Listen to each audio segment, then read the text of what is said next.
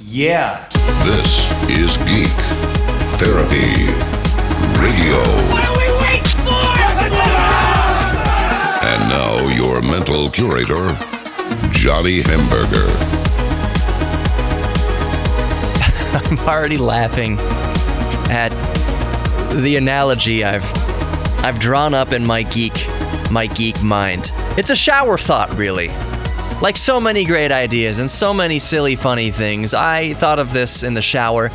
For whatever reason, men think of different things in the shower, and why my mind thought of this thing in the shower, it may be up for a completely separate debate. But Rambo, Last Blood. A new Rambo movie's coming out. Oh, when's it come out? I believe it releases on September 20th, 2019. Rambo, Last Blood. For the 5 of you out there who have never seen a Rambo movie, Rambo's claim to fame, the movie's claim to fame, the whole series' claim to fame, is that, well, let me put it this way. Here's the analogy. Watching a Rambo movie is the movie equivalent of going to a Gallagher comedian show. Gallagher, for the other one of you who don't remember Gallagher, or any people not born, whatever. Gallagher is the comedian who smashes the watermelons as part of his act and smashes all the fruit and everything. So anybody sitting in the first few rows of the theater that Gallagher performs have to wear raincoats.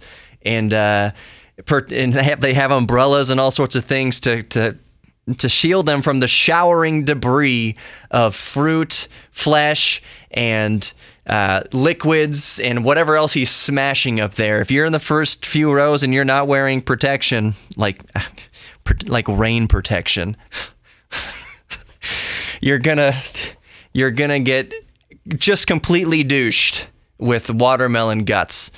So, maybe douched wasn't the right word. I'm derailing this early here on Geek Therapy Radio.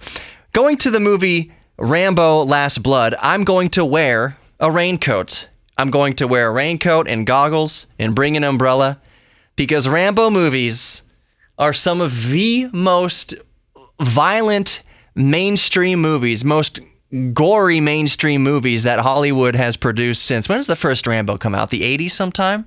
Mid-80s-ish? Don't roast me over the coals for that, but it was definitely the 80s.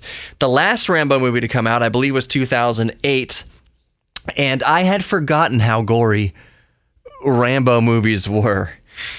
It is, I don't want to use the word, well, I will use the word shockingly gory, but I don't mean shocking in like in a way that's gonna like disturb you, because to me, the gore in Rambo is, don't take this the wrong way, is comical, because it's so extreme and so overdone.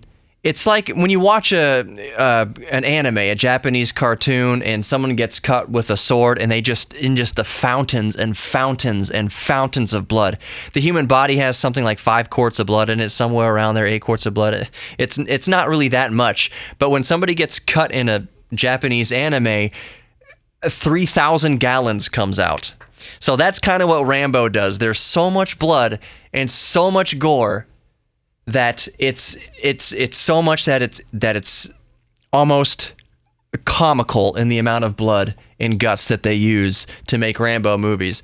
So I'm excited for Rambo Last Blood. My wife is not going to see it with me. She has already just come out and say, I am not going to that movie with you. After I explained it, I gave her the Gallagher, because she hasn't seen any Rambo movies. I said, well, it's kind of like Gallagher. Then I had to explain what Gallagher was, and she understood. And my little analogy that if we go to see Rambo Last Blood, we both have to at least wear aprons to protect our clothing from how gory these movies are. She's like, no, that doesn't sound like my kind of movie. And she said it exactly like that in her way. It's not a musical. Dick Van Dyke isn't in the movie. It's not Mary Poppins, so she's not all about it. But she'll watch Game of Thrones. She's not opposed to violence necessarily. And I'll say this about me too. I do not seek out movies because of the violence. I have no affinity towards seeing violent movies, but I'm excited about Rambo. And I was excited to see Logan. Logan and Rambo, Last Blood, actually, as far as the trailer and the kind of story synopsis is concerned, is roughly the same. There's no qualms in the spoiler or in the trailer that Rambo might die in this one. It's called Last Blood. There's a scene in the trailer where he, it looks like could potentially take himself out for the sake of whatever his cause is. So it's no stretch that it might be Logan-esque. Sylvester Stallone is like 90 years old now. I doubt. And the last movie was in 2008. How old is Rambo going to be 11 years from now? Is it going to be Rambo in a wheelchair? Is it going to be Rambo with an oxygen mask, wagging his fingers at the drug cartel? It did seem like it would make for a good movie. So, completely expecting Rambo to die in this movie, but I'm excited about it. But like I was saying, I don't seek out movies for the gore. It's just, for Logan, for me, it was that I always wanted to see what Wolverine would do in a movie that was R-rated, where it was, not him slashing somebody and the guy just falling over. Like, Wolverine's claws are going to do way more damage than that. And just the kind of artistic freedom that comes with a much looser leash. So I was excited in Logan in that regard. But Rambo is different. Rambo was always set up to be a completely extreme end of the spectrum gory. So, September 20th, 2019, Rambo Last Blood. The other thing I wanted to talk about real quick in this segment is Stranger Things.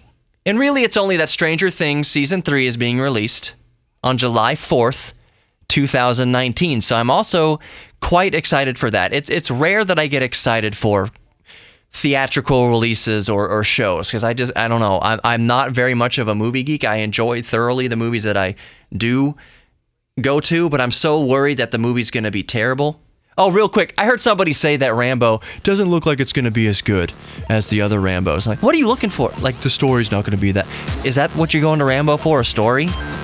Nobody goes to see Rambo for a story.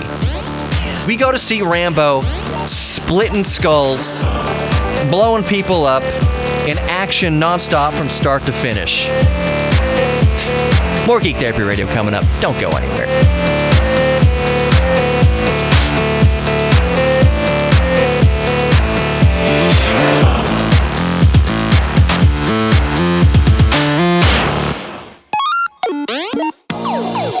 Holy Lord. Okay, so... Oh, that's a big lightning bolt. As I'm recording right now, I pre-record these shows, as if you probably haven't already been able to tell. It is 4:34 in the afternoon right now, Friday afternoon, sitting here in the Galleria in the KTRH studios. Holy... It's raining real hard. There's a big storm outside currently as I'm recording this. And the reason I'm bringing it up is... My car is filthy. Rowdy is absolutely filthy, because a couple weeks ago the window washers were out washing the windows, as in the title of their occupation, of the building that iHeart radio stations occupy. Anyways, my car was sitting up top on the top of the garage, and all the mist and water and whatever from the window washers was just raining down on my car basically all day. And attention, here, I just don't understand window washing, I guess. But when I first pulled up that day, I was thinking, oh, wow, the window washer saw the soapy stuff. The water will run down and my car's going to get kind of a free little wash. It might be a little spotty, but it's, the water continuously raining down on my car. It'll be good. No, sir. No, ma'am. No animal, no alien, whoever you are. That is not the way window washing fluid works. It's horrible. My car has been filthy for 2 weeks. I even went to the car wash after when I left that day, that evening, from work. I saw my car. It's filthy. There's a film of just filth and grime all over the car. It looks like I put a matte black wrap on the car. It looks like I murdered the car. That just means it looks like it's all black and dirty and gangster looking. No, it's just filth. It's just a film of chemical filth. So I took it to the car wash, the hand wash, and I sat there and I scrubbed with the foam brush, and I did the soap and the high pressure rinse and high pressure wash and everything like that. It barely made a dent in the dirt that accumulated on the car. So I promise I'm going somewhere with this. I'm just telling you a tale. I can do that on Geek Therapy Radio, right? I can just tell you a tale. If anything, a cautionary tale. So I've been waiting for a rainy day, literally, in a good way, waiting for a rainy day, and I've been parking my car on the roof here at iHeartRadio, hoping that we get a good downpour that will help me in my endeavor to wash the car. Maybe a little bit of acid rain will help cut through the grime that's on my car. So now I'm getting what I wished for, and now I'm trying to be careful what I wished for, because this is a true gully washer, and I'm just hoping that my quest and my intention to leave the car on the roof when anyone else would have known that there's storms in the area and would have left their car like a smart person underneath on a bottom level, I was hoping for the rain, and now I'm hoping that it won't hail. It looks like Thor. It looks like Thor is hungover, and the toilet he's hanging over is the Galleria right now. There's just lightning bolts and debris and fluids flowing forth from Thor's hungover digestive system. And I just hope that there's there's that same, I think I've seen that Jaguar. I'm getting so distracted. All right, so what I wanted to talk about in this segment, even though we're 4 minutes in, is video gaming a little bit, and specifically getting a little bit more, how do you say, down the rabbit hole of gaming. And as far as, and this is what I mean, I don't mean like PlayStation 4 and your Xbox and playing games on your PC, none of the mainstream stuff. I'm talking about homebrew and emulators and emulation, and specifically that this past week, I've been geeking out with my old PSP, my Sony PSP. And in fact, side note, you should subscribe to the Geek Therapy Radio channel on YouTube. It's just called Geek Therapy Radio on YouTube. Go subscribe to it, because I'm putting an intricate, video together about the Sony PSP. I'm revisiting the Sony PSP, and I'm making a case for why somebody would still want to buy and use a used PSP now when they're about 15 years old. The PSP was first released in Japan in 2004, came to the United States in March of 2005, I believe, and at this point in 2019, it's a 15-year-old system, which in terms of video game systems and consoles, and the PSP is a handheld console, kind of like a Game Boy as far as form factor. Just picture a handheld portable game console, like a smartphone. What was I saying? The PSP came out in 2005, and the reason why we still use it 15 years later isn't because there's new games coming out for it. No, that's not the case at all. I think the last game to come out for the PSP officially was, I want to say was download content in 2016. Retro City, something, DX, whatever that game was. The PSP is largely an obsolete console, but there's a reason why more hardcore gamers like it. It's still a thriving console on the aftermarket because of its ability to emulate other systems. It has been, the term is cracked. It was cracked in 2006, I believe. You're able to put custom firmware on it, which means you're able to put unlicensed software on the device, meaning that you can play, in a nutshell, and I'm avoiding the H word, means that you can play Game Boy games on your Sony PSP, means you can play Game Boy Advance, Super Nintendo, Sega Genesis, Commodore 64 games, what have you. Kind of, its cup of tea is 8-bit retro video game emulation in this regard. So I've been jonesing and really geeking out with my Sony PSP. It's a PSP 3000. So in a nutshell, and I'll get into all this in the video that I'm producing. But if you're curious about getting a Sony PSP, they cost about $80 to $100, and the model you want, all around, is the PSP 3000. And that's mostly what you'll see when you go onto eBay and Amazon anyway. Not the PSP Go, not the PSP 1000 or 2000, even though the 2000 is much better. At least get a PSP 2000. But PSP 3000 is what you want.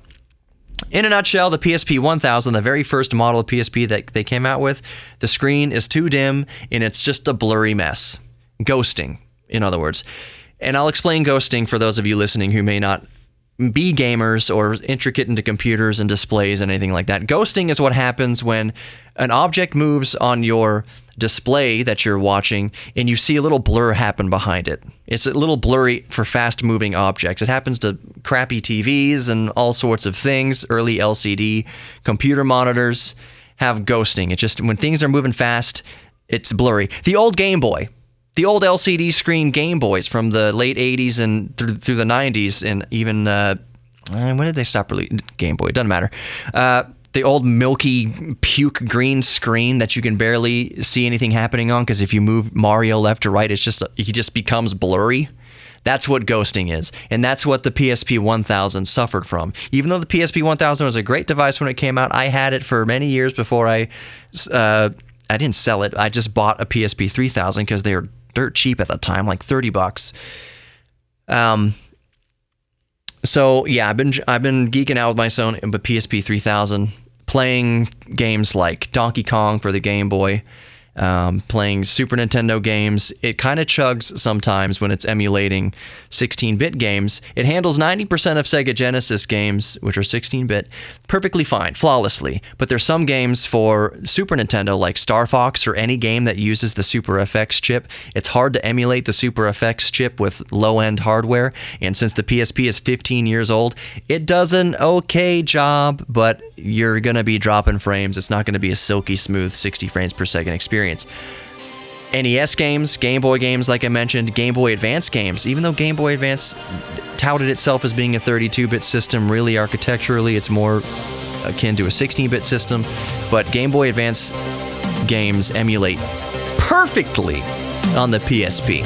So, for instance, playing Yoshi's Island. I'm getting off on I'm losing time here.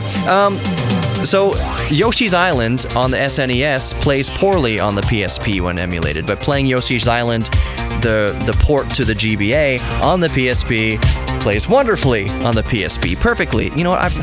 Let's talk about building a PC in the next segment. Niko built a PC. Let's talk to him in a minute. Don't go anywhere. More Geek Therapy Radio coming up.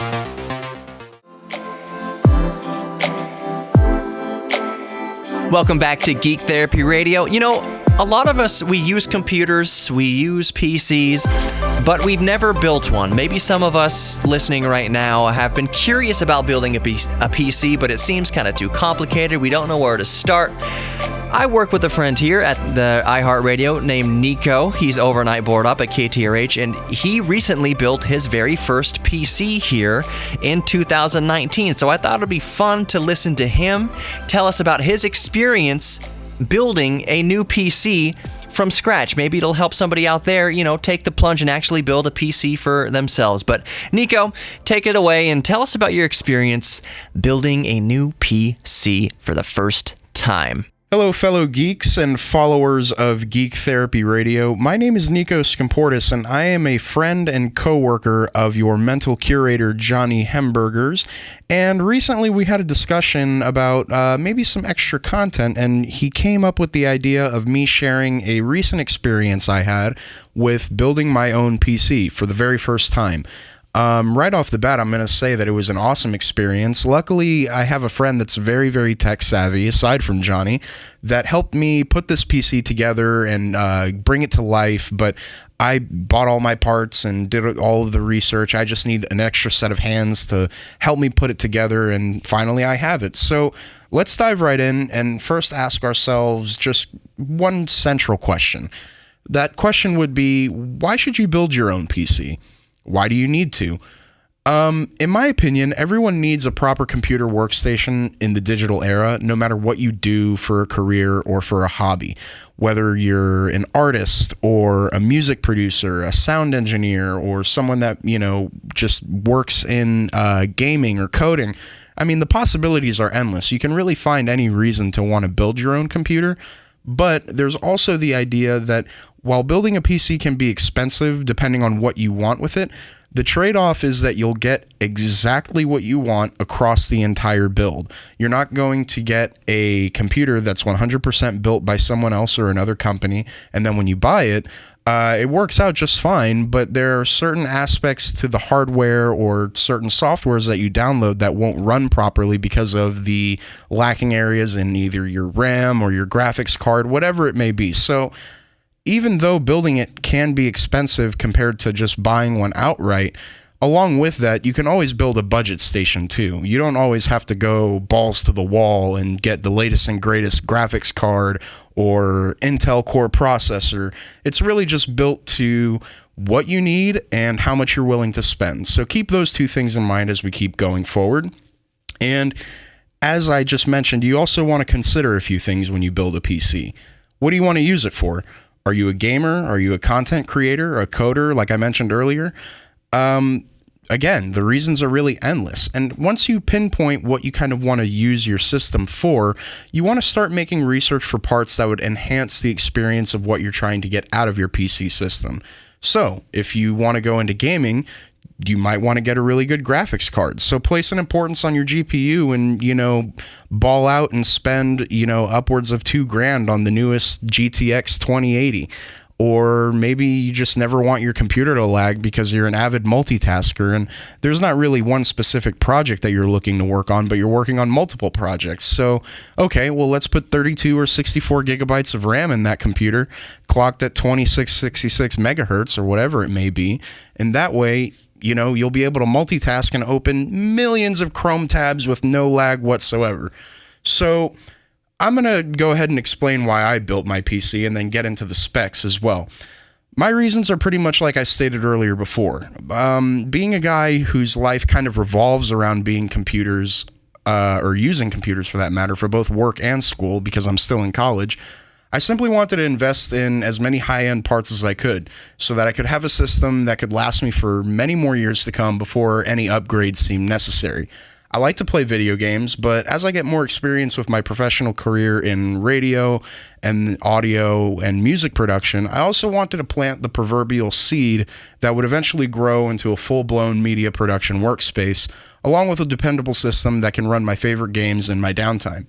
So I'm going to give you a rundown of my specs. We're going to start off with the CPU, which I got an Intel i9-9900K, clocked normally at 3.6 gigahertz. Haven't done any overclocking experimentation yet, but I will try to do that with my tech-savvy friend maybe later on down the road. And that CPU is cooled by a Noctua NHD15, which is an air cooling fan.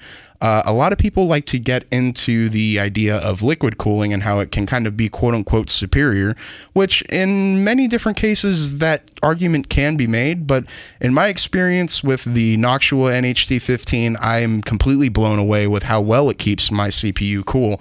Unfortunately, I don't have any cooling temperature numbers on hand, but if you will just take my word for it, if you're trying to get a high-powered processor like the i9-9900K or the AMD Threadripper, something like a Noctua NHD15 would be a completely perfect option if you want to go the air cooling route, because I simply just don't like the idea of having liquid components around the other components of my computer.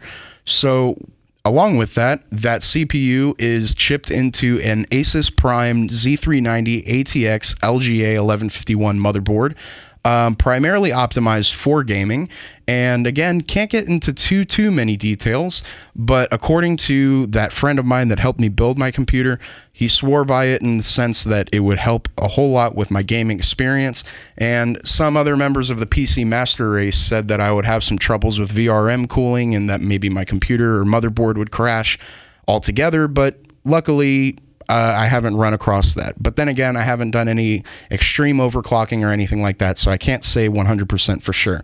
With my RAM, I have 2 sticks of 16 gigabytes, which totals out to 32, obviously, of Kingston HyperX DDR4 2666 RAM.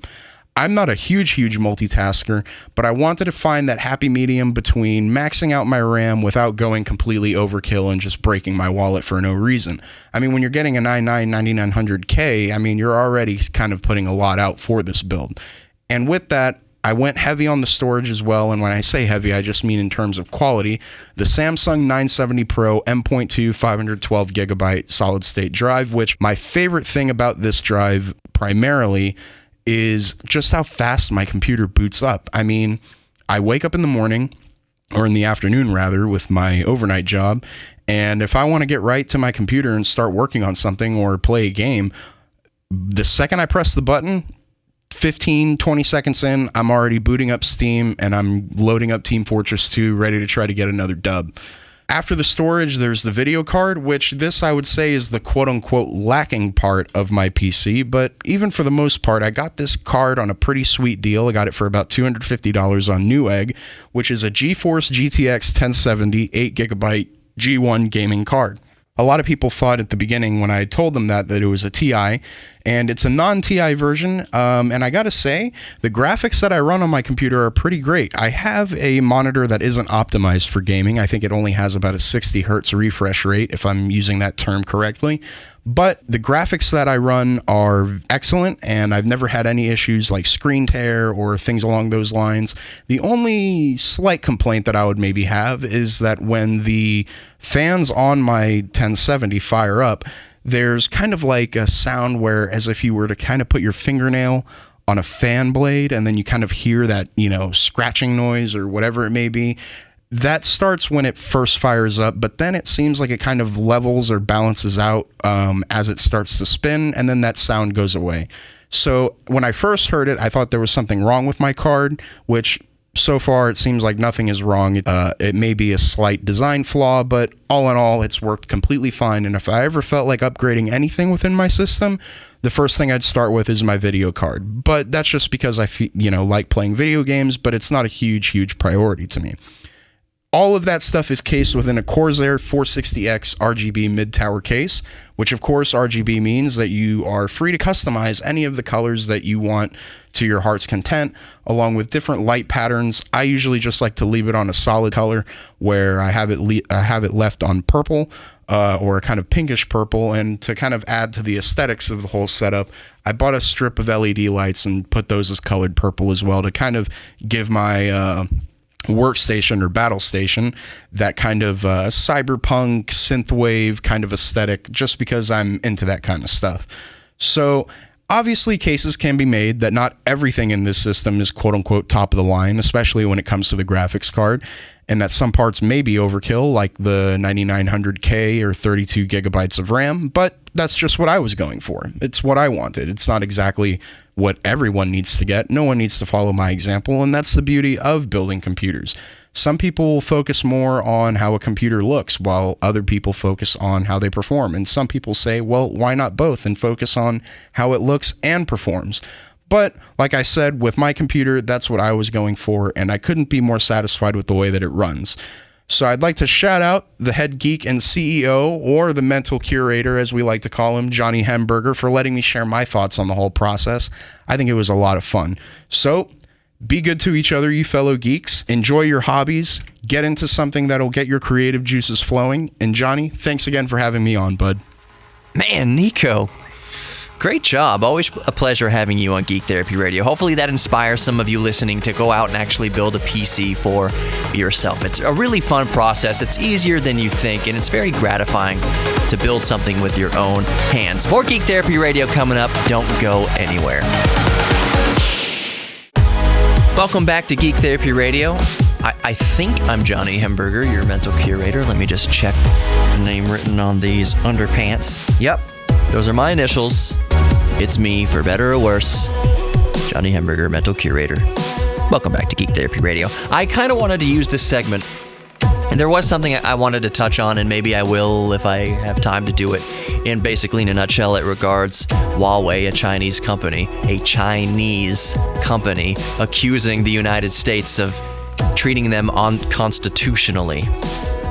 And the irony of a Chinese company accusing the United States of of unconstitutional business practices towards China is baffling on many levels, where you can buy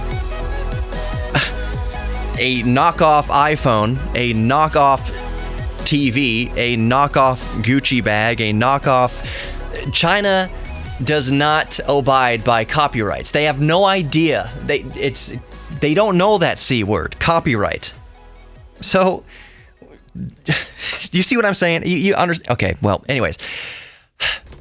I wanted to kind of touch base about what Geek Therapy Radio is about, and it's not because I think that I've been getting too far off base at all.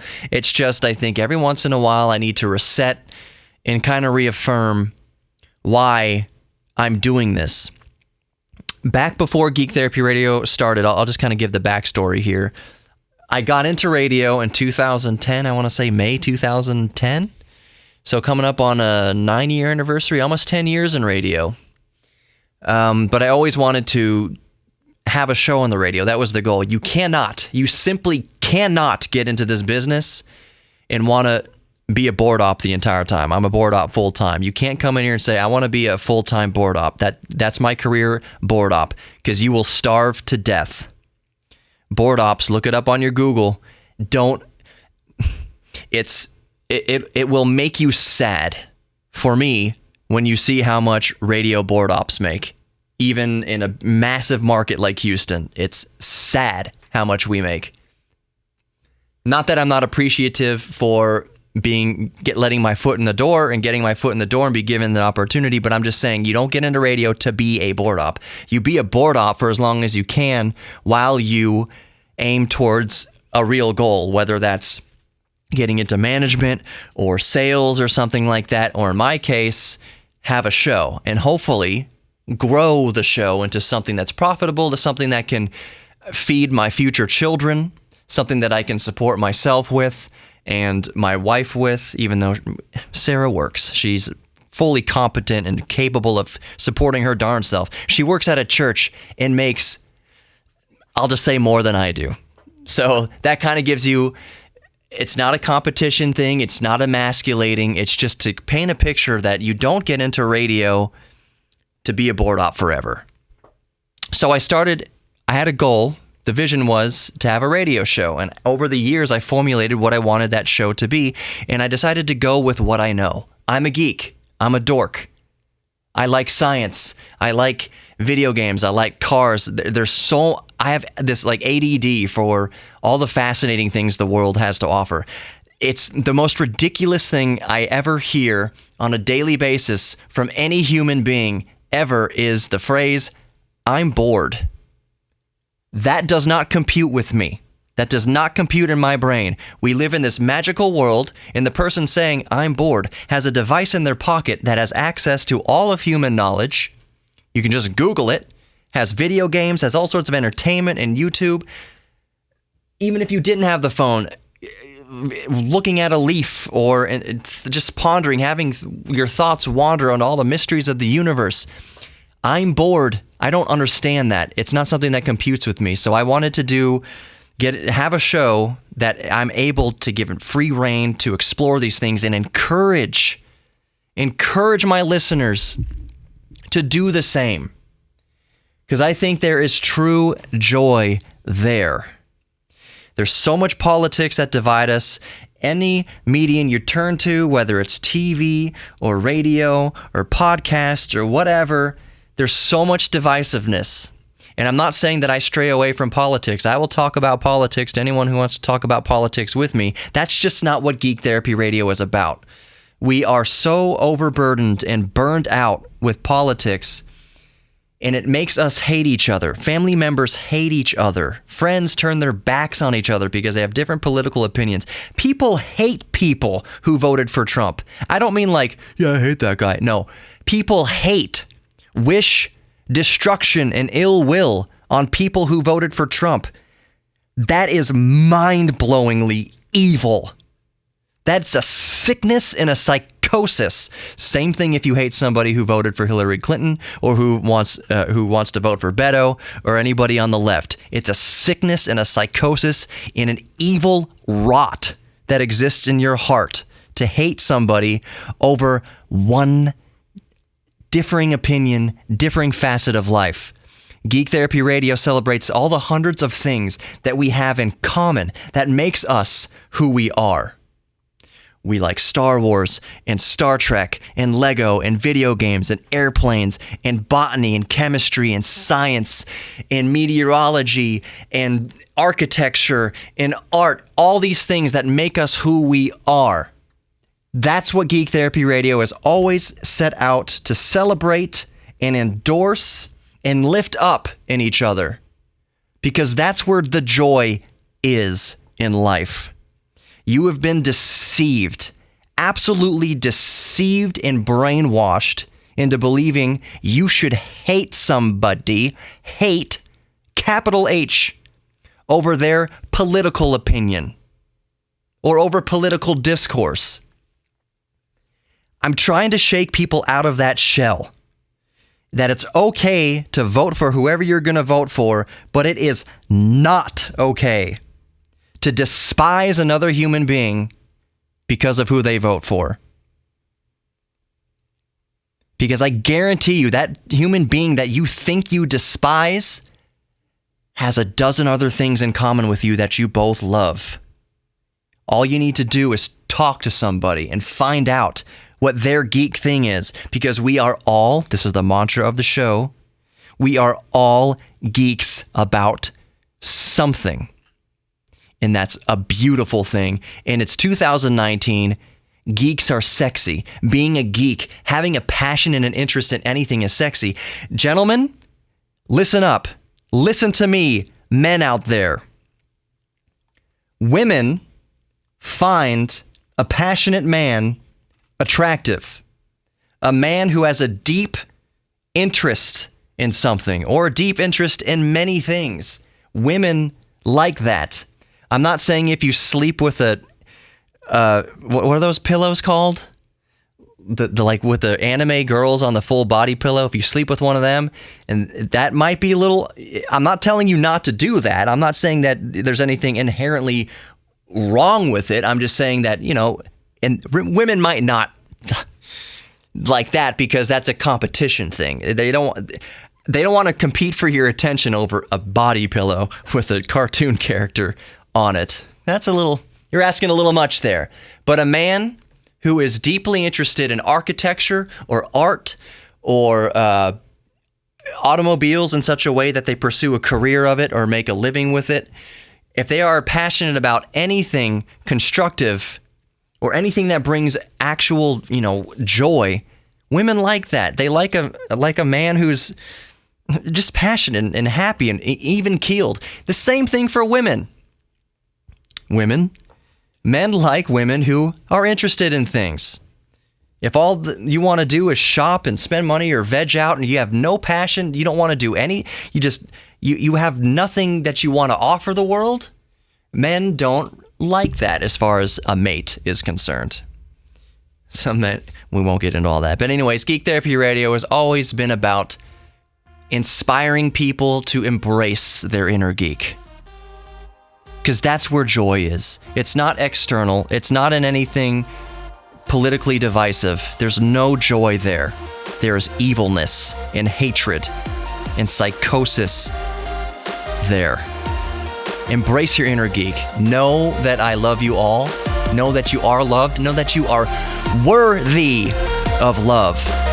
Worthy of love and belonging. And you belong here at Geek Therapy Radio, if anything else. Celebrate your inner geek. I love you all, and I'll see you guys next week.